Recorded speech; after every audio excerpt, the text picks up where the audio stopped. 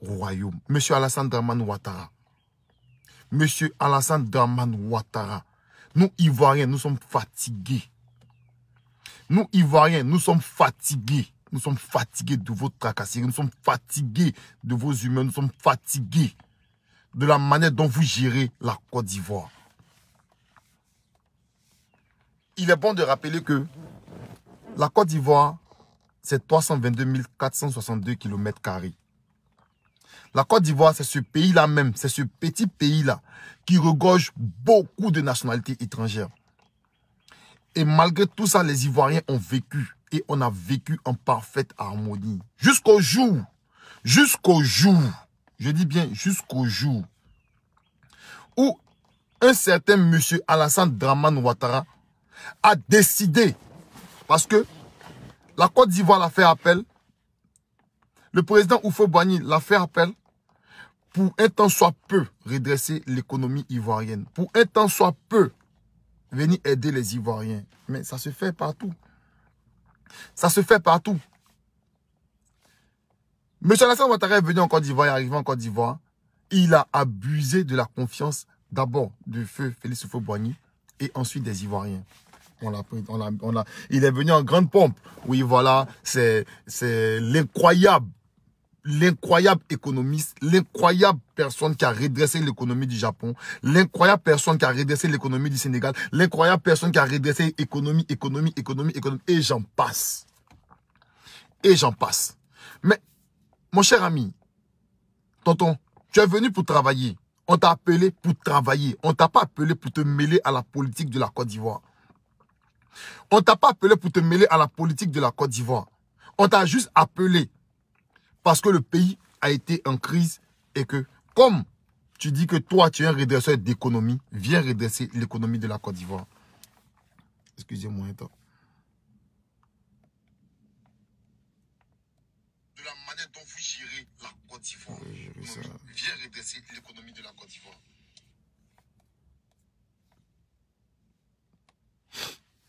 Et c'est ainsi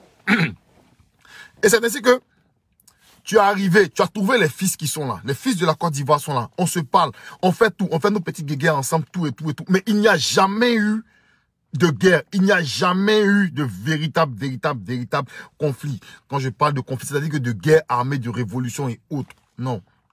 Il y a eu certes le cas des Guédiers, il y a eu certes le cas d'Aboisseau et autres, tout et tout et tout. Mais Houphouët-Boigny, dans sa manière de gérer, a pu être un soit peu géré, même si les douleurs sont là, même si les plaies étaient là et autres. Mais néanmoins, on n'avait jamais pensé à prendre des armes pour s'entretuer.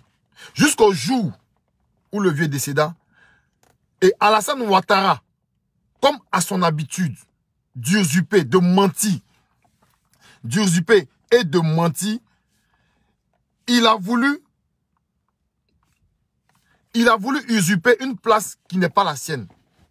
C'est-à-dire remplacer le président de la République parce qu'il est mort. Il était Premier ministre et la loi disait que celui qui doit remplacer le président en vacances de la présidence, c'est le président de l'Assemblée nationale. Monsieur Alassane Ouattara veut jumper cette étape-là. Il jump cette étape-là. Et lui, il veut se mettre au devant de tout. C'est-à-dire que lui, déjà, on voit déjà les prémices d'un voleur. Les prémices d'un menteur. Tu es Premier ministre. La loi dit, en cas de décès ou bien en cas de vacances de la présidence, c'est le président de l'Assemblée nationale qui devient le président et qui organise les élections. Monsieur Alassane Ouattara, il saute cette étape-là. Et puis c'est le gars, il vient, il se met là en même temps pour dire que non. Il veut se proposer président de la République. Mais non, monsieur, la Côte d'Ivoire a une constitution. La Côte d'Ivoire a une constitution. On regarde, la Côte d'Ivoire a une constitution. La constitution, c'est l'âme d'un pays. La constitution, c'est l'âme d'un pays. C'est ce qu'on doit faire et ce qu'on ne doit pas faire. On a simplement appelé M. Ouattara, on l'a remis à l'ordre. Le président Bédié, dans le temps, l'a remis à l'ordre pour lui dire, monsieur, excusez-nous, mais selon la loi, selon la constitution, c'est le président de l'Assemblée nationale qui assure l'intérim de la Côte d'Ivoire. Mais parce qu'on lui a dit simplement de respecter la constitution, de respecter la loi. Mais le monsieur, il est devenu euphorique. Il est devenu... Il a gardé une haine. Il a eu une haine. Parce que pour lui, lorsqu'il est venu aider la Côte d'Ivoire, ça veut dire qu'il va s'accaparer de tout. Mais attends, mon ami. Tonton, on t'a simplement fait appel pour t'aider. On t'a payé pour ça. On t'a payé pour ça. Et dès lors où le président Bédié a dit, Monsieur Ouattara, vous ne pouvez pas être président parce que c'est moi qui vais être président. Selon la loi, Monsieur Ouattara est rentré dans une colère pas possible. Il a gardé en même temps une haine contre les Ivoiriens. Quand je dis les Ivoiriens, c'est tous les Ivoiriens. Le premier peuple que Alassane Dramane Ouattara va manipuler, c'est nos parents du Nord. Automatiquement, Ouattara a déjà fait des discours en disant que lui, Ouattara, comme il est musulman et il est du Nord, on ne veut pas que lui soit président en Côte d'Ivoire. Et à force de le répéter, à force de le mettre dans la tête de nos parents du Nord, à force de le faire, certains ont pensé que effectivement c'était vrai. Certains ont pensé que effectivement c'était vrai. Et c'est ainsi qu'il y a eu, le coup d'État contre Bédié qui s'est mué après en une rébellion. Disant que le Nord, il est marginalisé. Le Nord, il est marginalisé. Pourquoi je fais cette histoire? Pour encore vous montrer à vous, chers peuples ivoiriens, la dangerosité de M. Alassane Dramane Ouattara. Le manipulateur, le super menteur, M. Alassane Dramane Ouattara. Pourquoi je fais ce récapitulatif? C'est pour vous montrer en fait de où on est quitté et où on va. Où nous sommes quittés et où nous allons. À cause de M. Ouattara, nous nous sommes battus. À cause de M. Ouattara, nous nous sommes fait la guerre. À cause de M. Ouattara, mon frère du Nord regarde mal mon frère du Sud. Mon frère du Centre regarde mal mon frère de l'Est. À cause d'une seule personne, en l'occurrence M. Alassane Dramane Ouattara. Et qui a manipulé et qui continue de manipuler encore et encore certaines personnes en Côte d'Ivoire. À cause de M. Ouattara, qui a pris, d'après lui, les fils du Nord, pour leur dire non, aujourd'hui là, vous, je vais vous redonner votre dignité parce qu'en Côte d'Ivoire, on ne vous considère pas blablabla, blablabla. Il les a pris, il les a montés, tout et tout, paf, la guerre a éclaté.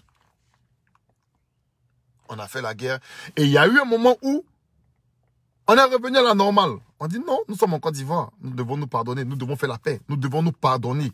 Réellement, nous devons nous pardonner. Et autres. On ne peut pas voir, moi je ne peux pas voir mon frère du Nord et puis moi je vais avoir des rancunes contre lui. Sachant que moi, ma femme, par exemple, est du Nord. Mon frère du Nord dit aussi que lui ne peut pas voir aussi. Il ne peut pas faire la guerre avec son frère de l'Ouest, sachant que lui, sa femme est de l'Ouest. Et autres. Et la Côte d'Ivoire, nous sommes liés.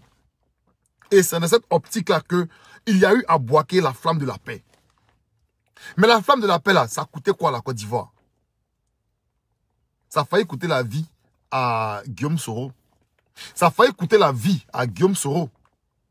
Parce qu'ils ont attaqué, ils ont bombardé l'avion de Guillaume Soro à cause de la paix. Et qui est derrière tout ça? Monsieur Alassane Dramane Ouattara. On repart encore plus loin. Il y a les élections présidentielles en Côte d'Ivoire.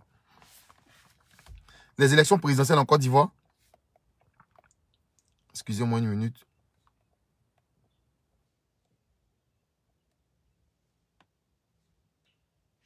Il y a les élections présidentielles en Côte d'Ivoire. Et on a connu ce qu'on connaît jusqu'à aujourd'hui. Non, M. Ouattara, il a des partisans, c'est vrai. Il y a des personnes qui l'aiment, c'est vrai. Comme le diable. Le diable aussi, il a ses adeptes. C'est vrai. Et jusqu'à aujourd'hui, on voit ce qui est en train de se passer. Aujourd'hui, vous, Ivoiriens, nous, Ivoiriens, le peuple, les amis de la Côte d'Ivoire, vous voyez en fait ce qui est en train de se passer. Monsieur Ouattara, comme à son habitude, est resté dans la manipulation, est resté dans les tergiversations, est resté dans tout, dans du faux. Monsieur Ouattara qui prétend aimer les enfants du Nord, c'est celui-là même qui a fait tuer Ouattao. C'est celui-là même qui a fait tuer Amadou Gon. C'est celui-là même qui a fait tuer son propre fils Ahmed Bakayoko. Et j'en passe, et j'en passe, et j'en passe. Dans le temps, M. Alassane Dramane Ouattara, il a dit, M. Alassane Dramane Ouattara, dans le temps, non, il est un homme de paix.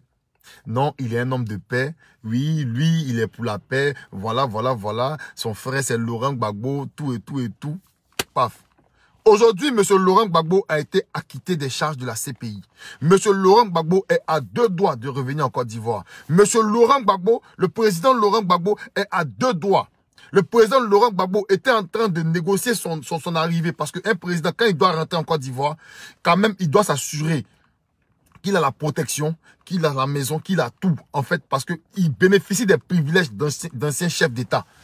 La personne avec laquelle le président Laurent Gbagbo était en train de faire tout ça, c'est le premier ministre, en l'occurrence, Ahmed Bakayoko.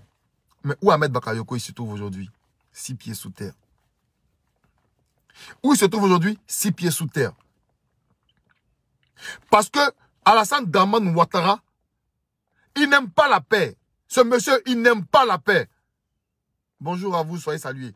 Monsieur Alassane Dramane Ouattara, il n'aime pas la paix. Monsieur Alassane Dramane Ouattara, c'est celui-là même qui veut que voir les Ivoiriens s'entretuer. C'est celui-là même qui veut que toujours on a qu'à passer notre temps à s'entretuer, à se déchirer, à s'insulter. C'est monsieur Alassane Dramane Ouattara qui est là, qui est le manipulateur, qui est en train de tout faire pour qu'on puisse, les Ivoiriens ne puissent jamais se parler. Et lui, il va continuer à toujours dans ses mensonges. Il va continuer à toujours voler, spolier les Ivoiriens.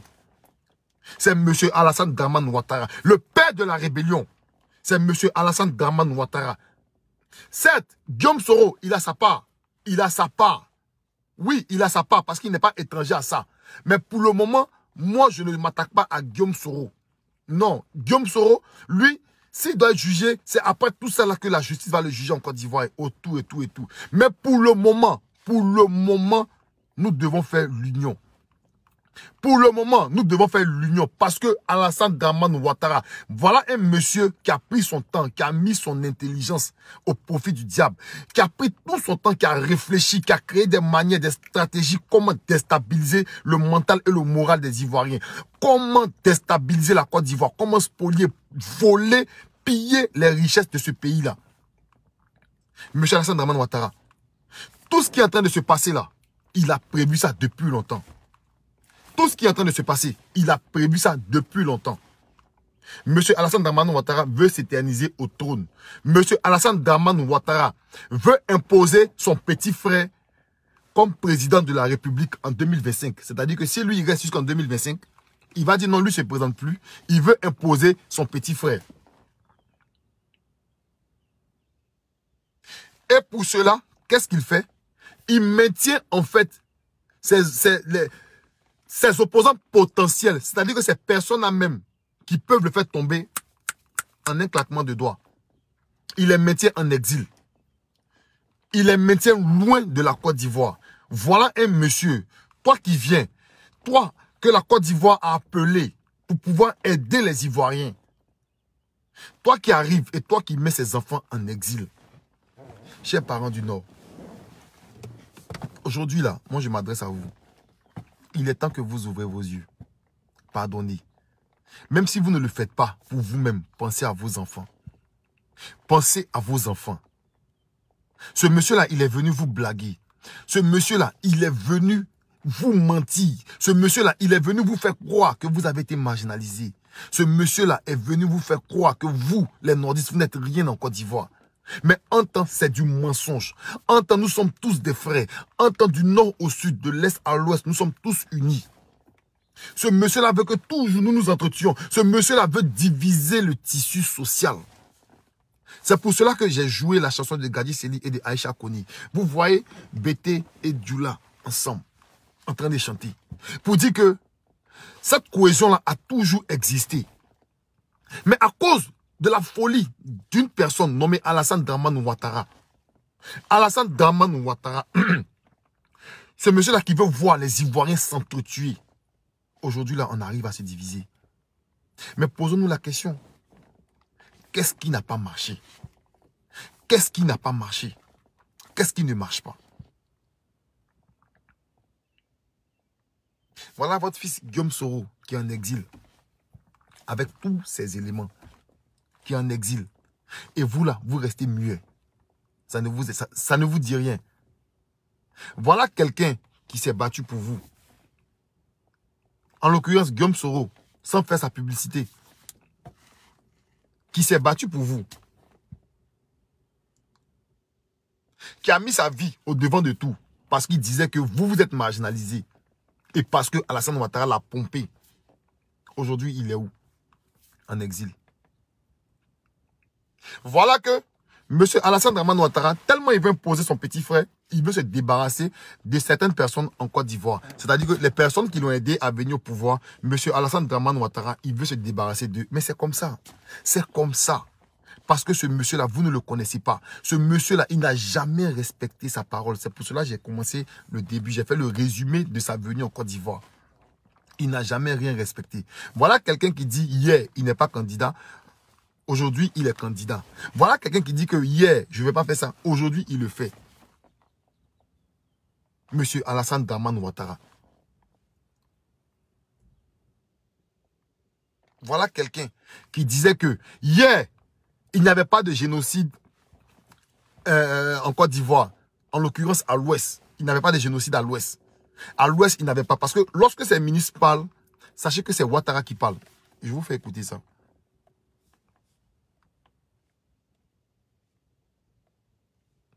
Ils ont fait écouter cette dame-là qui parle. Parce que quand elle parle, c'est Ouattara qui parle.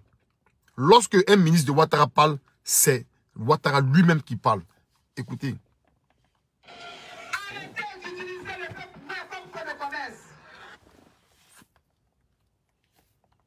Nous sommes un peuple digne. Il n'y a jamais eu de génocide ouvert en Côte d'Ivoire. C'est une honte pour un homme ou une femme politique d'utiliser une tribune politique pour mentir à la nation et au monde.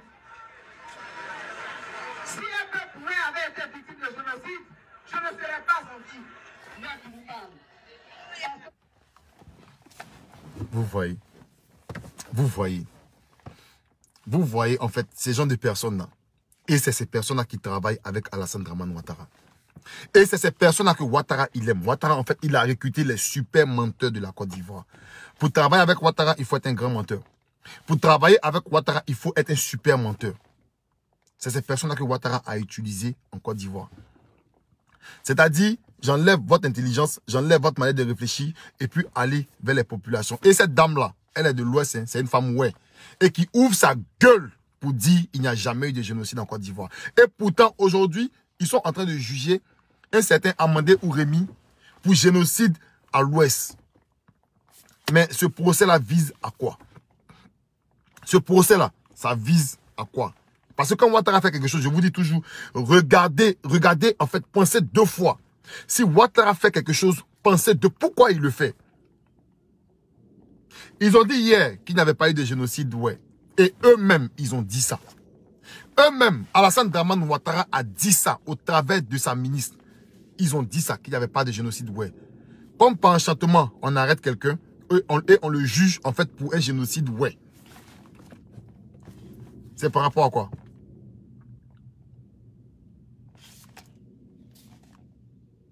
C'est par rapport à quoi? C'est pour faire tomber encore, c'est pour en fait écarter encore beaucoup de personnes. C'est pour emmener toutes ces personnes à qui l'ont aidé. C'est-à-dire que Ouattara, il veut faire peau neuve.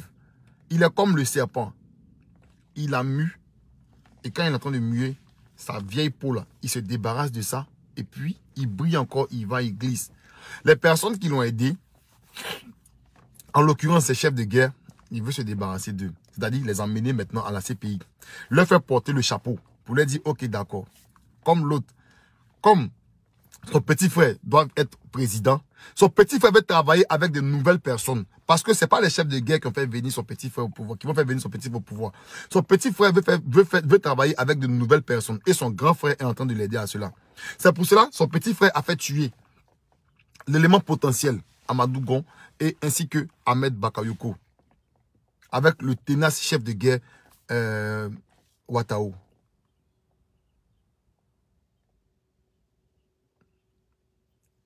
C'est comme ça. Tout ce que Ouattara est en train de faire, c'est pour mettre son petit frère à la tête de la Côte d'Ivoire.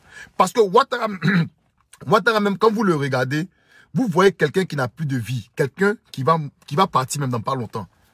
Ouattara qui est là, il va partir dans pas longtemps.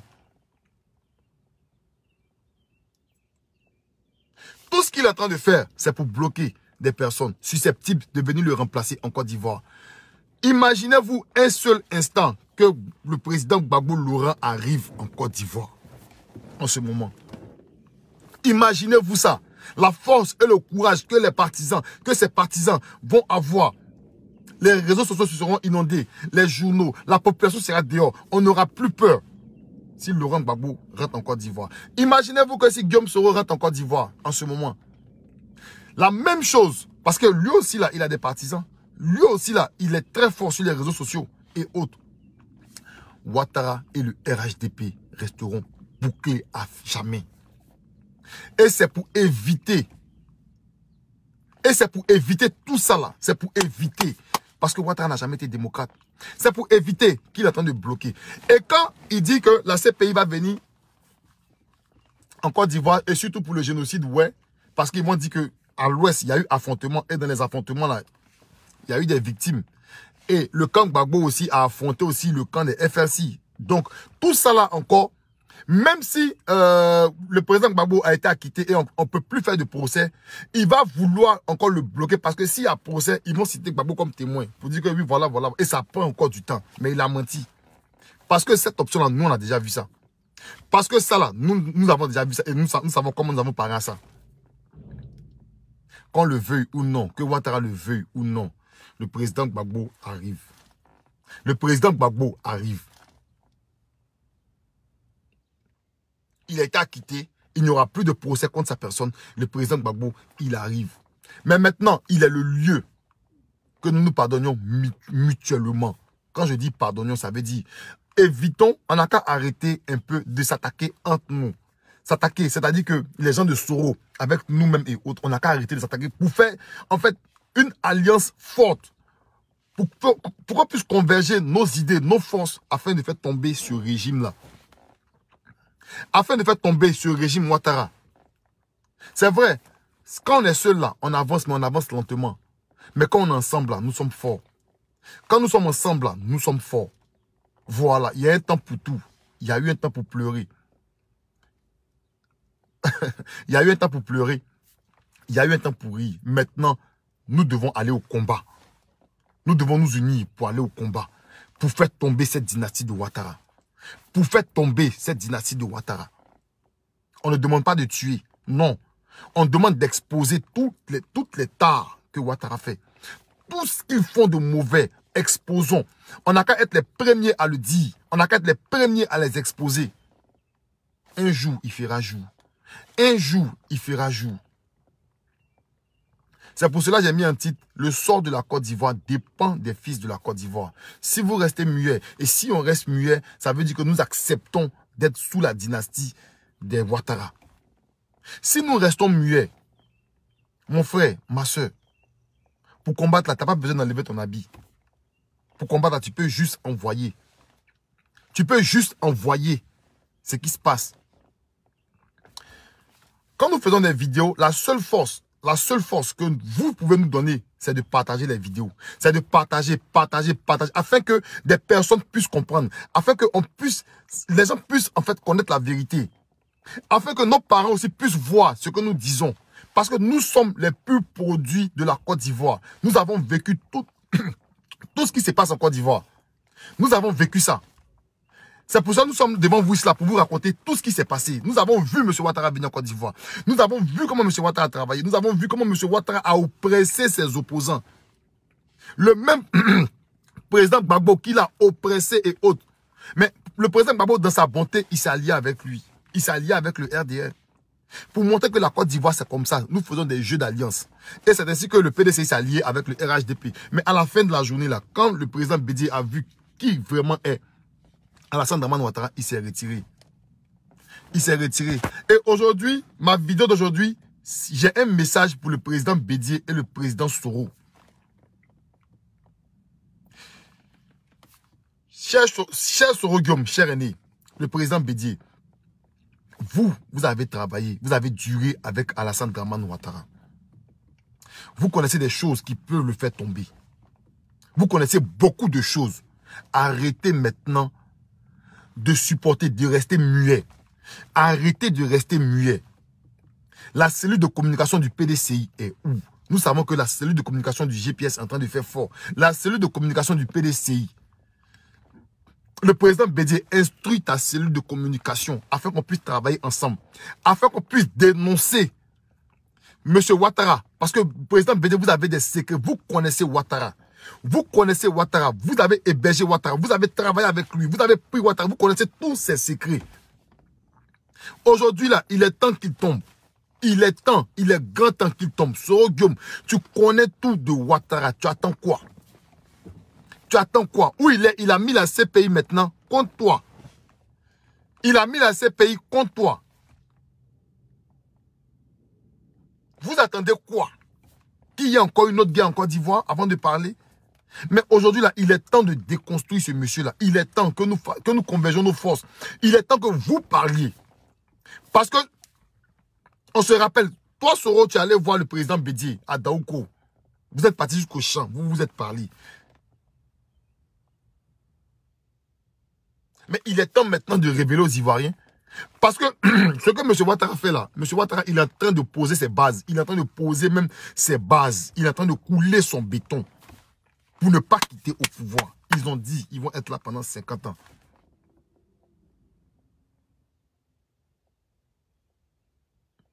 Donc, il est temps que maintenant, là, vous ouvrez la bouche. Il est temps de faire tomber ce monsieur-là. À tous ceux aussi qui sont inquiets, qui nous envoient des messages inbox et tout, vous demandez qui sont inquiets par rapport au président Laurent Gbagbo, juste vous dire que le président Laurent Gbagbo, il va bien. Il se porte très bien. À vous tous qui voulez le voir en Côte d'Ivoire, sachez très bien que le président Gbagbo, il va arriver. Mais quand le climat sera nettoyé. Le président Gbagbo va arriver en Côte d'Ivoire quand le climat sera nettoyé. Parce que s'il arrive maintenant, s'il rentre maintenant en Côte d'Ivoire, ils vont faire tout pour faire encore des mensonges. Ils vont faire la guerre. Ou bien même, on peut même piéger sa voiture pour qu'il y ait un accident. Pour qu'il y ait un accident. Donc soyez sereins. Le président Gbagbo rentre en Côte d'Ivoire. Le président Gbagbo ne retournera plus à la CPI. Lui et son fils Charles Blé Goudé.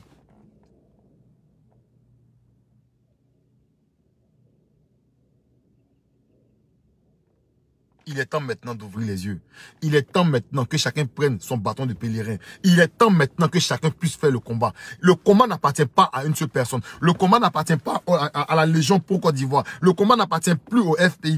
Le combat n'appartient plus au PDCI. Le combat n'appartient plus à un groupe politique. Le combat appartient à tous les Ivoiriens. Ivoiriens, Ivoiriennes, ouvrez vos yeux.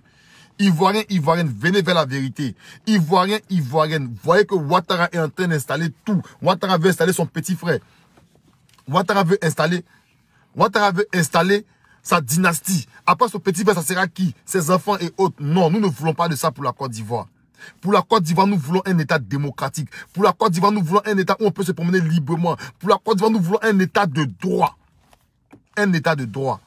Il y a eu beaucoup de choses qui se sont passées en Côte d'Ivoire. Beaucoup de choses. Beaucoup de choses. Vous comprenez? Mais aujourd'hui, là, il est temps que nous fassions l'union pour essayer de combattre ensemble ce monsieur-là.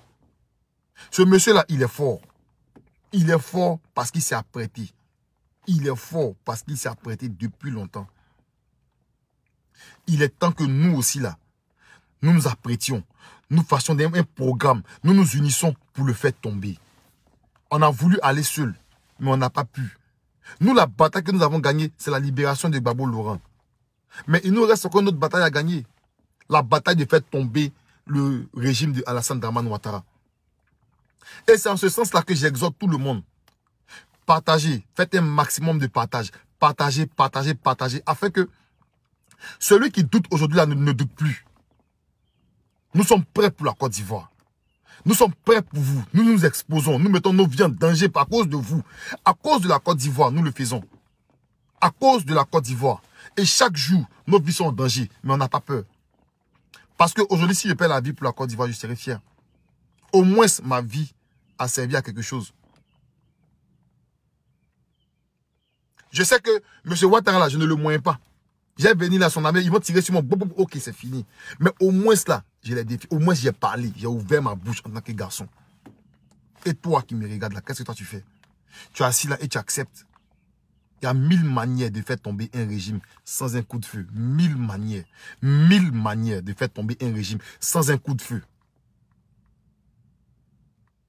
Ne restons plus là pour dire, bon, on fait comment? C'est qu'est-ce que le gars, il est déjà là-haut. On fait comment? Le gars, il est déjà là. Donc, cher peuple de Côte d'Ivoire, nous avons commencé une bataille. Et je crois que cette bataille, nous allons la gagner.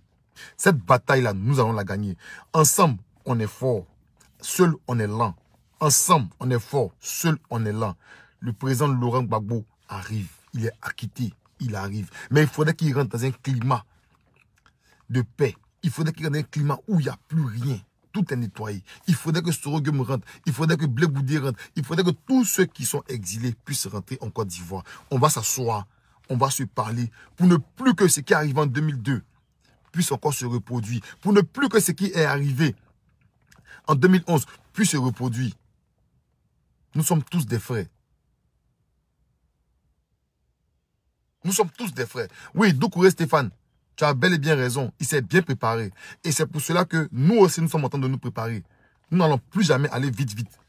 Nous nous préparons encore. Parce que là, notre prochaine sortie, le régime, il tombe. Je lance un appel à tous.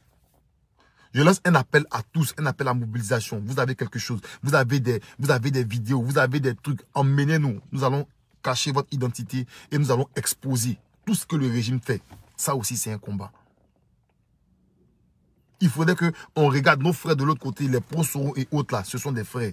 Arrêtons de nous tirer dessus. Arrêtons de nous titiller. Arrêtons de nous provoquer. On n'a qu'à s'unir, on va faire tomber Alassane Dramane Ouattara. Le reste, on s'assoit et puis on gère. Le reste là, on va s'asseoir. On va s'asseoir et puis on va gérer. C'est vrai, Guillaume Soro, il a commis des défauts, il a commis des actes horribles et tout. Mais aujourd'hui là, il n'a plus voulu manger avec Alassane Dramane Ouattara. Il est parti, il a laissé tout. Il est parti. Ça aussi, regardons dessus. Regardons notre frère Blé Goudé. Regardons tout le monde. Arrêtons de nous attaquer. On n'a qu'à faire une force, être unis. Et puis on va faire tomber ce régime là. Il s'est apprêté, nous devons nous apprêter. Sur ce, bonne journée à vous. J'espère que je ne vous ai pas pris pour beaucoup de temps. Soyez salués tous mes frères légionnaires. Je n'ai pas envie de citer vos noms ici. Soyez salués, big up à vous depuis votre position. Et puis bon, on se prend après. Que Dieu vous garde, que Dieu vous bénisse. On est ensemble.